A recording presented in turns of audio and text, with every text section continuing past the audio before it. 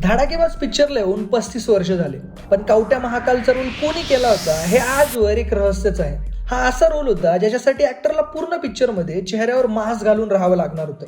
आता आपला चेहराच दिसणार नाही हे ऐकून इंडस्ट्रीमधला एकही ऍक्टर हा रोल करायला तयार होत नव्हता. तेव्हा चंद्रकांत पांड्या, एक गुजराती ऍक्टर जो महेश कोठारे यांचा जुना मित्र होता, त्याने रामानंद सागर यांच्या रामायणामध्ये निषाद राजची भूमिका सुद्धा केली होती. हे असेच एक दिवस भेटले असताना महेश कोठारे यांना कळलं की चंद्रकांत कामाच्या शोधात आहे. म्हणून महेश यांनी चंद्रकांतला विचारलं की मी एक पिक्चर करतोय, त्यात काम करशील का? पण विषय असा आहे, पूर्ण वेळ चेहरा लपवावा लागेल. चंद्रकांत लगेच हो म्हणाला. पण एक प्रॉब्लेम होता, तो गुजराती असल्यामुळे त्याची मराठी जरा कच्ची होती. म्हणून मराठी ऍक्टर बिपिन वर्दी यांनी त्याला आवाज दिला. आणि अजून एक इंटरेस्टिंग गोष्ट म्हणजे त्या काळातील शूटिंग शेड्यूल खूप टाईट असायचे. म्हणून जेव्हा चंद्रकांत पांड्या हे सेटवर नसायचे तेव्हा जो कोणी सारख्या उंचीचा माणूस मिळेल त्याला तो मास्क आणि ड्रेस घालून महेश कोठारे उभे करायचे आणि शूट करायचे. आणि म्हणूनच